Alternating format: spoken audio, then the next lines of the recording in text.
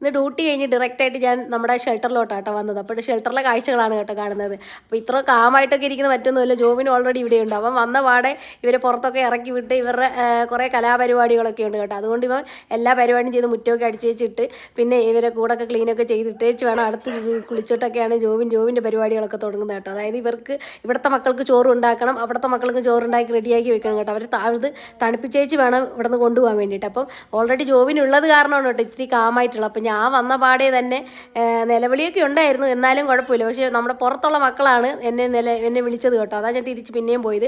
നമ്മൾ അവിടെ നിന്ന് കുറച്ച് മക്കളെ ഇവിടെ കൊണ്ടുവിട്ടിട്ടുണ്ട് കേട്ടോ. ഇത്രയും സ്ഥലമൊന്നും ഇതിനകത്തില്ല. ടെറസ് ഉണ്ടായിരുന്നെങ്കിൽ നമുക്ക് ഇവിടെ കയറ്റായിരുന്നേ. അപ്പോൾ ടെറസ് ഇല്ലാത്തത് കാരണം ഞങ്ങൾ കുറേ മക്കൾ പുറത്ത് വിട്ടിട്ടുണ്ട് കേട്ടോ. ഈ ലേഔട്ടിൽ അത്ര പട്ടികളില്ല, അപ്പോൾ അവർ സേഫാണ് കേട്ടോ. ഞങ്ങളുടെ മുന്നേ തന്നെ കിടക്കുന്നതൊക്കെ. അപ്പോൾ ഇവന്മാരാണ് കേട്ടോ. അത് കഴിഞ്ഞിട്ട് ഇതേ സോണിയുടെ അടുത്താണ് കേട്ടോ. സോണിക്ക് ഒരു സ്പെഷ്യൽ അറ്റൻഷൻ തന്നെ കൊടുക്കണം കേട്ടോ. വന്ന പാടെ തന്നെ മഹാറാണിയെ എടുക്കണം, പിന്നെ കുറേ നേരം കൊഞ്ചിക്കണം. ഇതേ കൊഞ്ചിക്കലെന്നൊക്കെ പറഞ്ഞ് കുറേ നേരം അവരെ കാണിക്കണം, പിന്നെ കുറേ നേരം സംസാരിക്കണം, എന്തെങ്കിലുമൊക്കെ കൊണ്ടുവരുവാണെങ്കിൽ കൊടുക്കണം.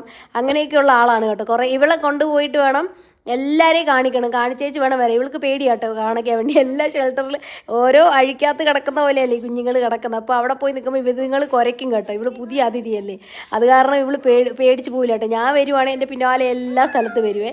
പിന്നെ അവളെ കൂട്ടിൽ കയറ്റി വിടും. അത് കഴിഞ്ഞ് നമ്മുടെ ആദ്യത്തെ സന്തതികളാണ് കേട്ടോ, ബ്രൂണോ ബ്രൗണി ഷാഡു എന്ന് പറഞ്ഞിട്ട്. എൻ്റെ ഷാഡു കൊച്ചില്ല, അപ്പോൾ ബാക്കി 2 പേരുമാണ് കേട്ടോ. അതെ, അവരുടെ 3 ടയർ കേട്ടോ. ഞാൻ എൻ്റെ കുഞ്ഞിൻ്റെ ഓർമ്മയ്ക്ക് വേണ്ടി ടയർ മാറ്റിയിട്ടേ ഇല്ല, അങ്ങനെ തന്നെ ഇട്ടിട്ടുണ്ട് കേട്ടോ. അവൻ ഇവിടെ ഉണ്ടെന്നൊരു വിശ്വാസത്തിൽ തന്നെയാണ് ഞങ്ങളിപ്പോൾ ജീവിക്കുന്നത്.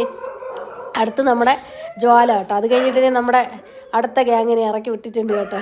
ഇത് നമ്മുടെ ചെറുതാണ് കേട്ടോ, കാല് വയ്യാത്തത്. പിന്നെ അവിടെ പോയി ഇരിക്കുന്നത് നമ്മുടെ ആശുക്കുഞ്ഞ് അവരൊക്കെയാണ്. അന്ന, ആശു, കൈസു, പിന്നെ നമ്മുടെ അഴകി, തങ്ക, അങ്ങനെ കുറേ പേരുണ്ട് കേട്ടോ ഇവിടെ. ആശുമോ വരണുണ്ട്. ഇത് ഞങ്ങളുടെ ആശുക്കൊച്ചാണ്, ഞാൻ പറഞ്ഞായിരുന്നല്ലോ. അവിടെ നമുക്ക് കിട്ടിയത് കയ്യും കാലും ഒന്നും ഇല്ലാണ്ട് ആക്സിഡൻ്റായി കിട്ടിയത്. അപ്പോൾ ഇതേ പുള്ളിക്കാരിയാണ്. ഇത് നമ്മുടെ തങ്കയാണ് കേട്ടോ, നമ്മുടെ ചെറുത് ഹേന പാപ്പ. അപ്പോൾ ഇത് പിന്നെ ഇനി 2-3 പേരുണ്ട് കേട്ടോ. അവിടെ കളിയാണ്. അപ്പോൾ അതൊക്കെ കഴിഞ്ഞതേ നമ്മുടെ കിസ്സടി വീരനാണ് കേട്ടോ. ഇവന് കിസ്സില്ലാണ്ട് ജീവിക്കാൻ വേണ്ടി പറ്റത്തില്ല. ഈ വഴിക്കുള്ളാക്കിയത് കാരണം ഭയങ്കര വിഷമവും കാര്യങ്ങളും കേട്ടോ.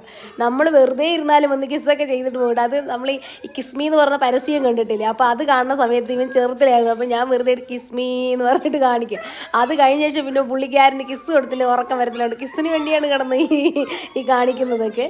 അത് കഴിഞ്ഞിട്ട് ഇത് നമ്മുടെ ബ്രൂണോ വന്നിട്ടുണ്ട്. അപ്പോൾ ബ്രൂണോയ്ക്കെന്ന് പറയുമ്പോഴേക്കും ഒരു സംഭവം കേട്ടോ. ഇപ്പോൾ വീടിൻ്റെ അകത്ത് കയറ്റാണ്ടിട്ടിരിക്കുന്നത് എന്നാന്ന് പറഞ്ഞാൽ ആ ഷാഡുമായിട്ട് ഞാൻ വഴക്കുണ്ടാക്കിയ ശേഷം എനിക്ക് ഭയങ്കര സങ്കടമായി കേട്ടോ. അതുകൊണ്ടാണ് കേട്ടത്. അത് കഴിഞ്ഞ് ഇച്ചിരി നേരം കിടന്നിട്ട് അടുത്ത പരിപാടി ചോറ് കൊടുക്കാന്നൊക്കെ ചെയ്യാൻ നോക്കിയത് അവിടെയും വിടുന്നില്ല കേട്ടോ. അതേ വന്നിട്ട് ശല്യം ചെയ്യുന്നുണ്ട്, കഴുത്തിലും കാതിലൊക്കെ പിടിച്ചേച്ച്. ഓക്കെ എന്നാൽ.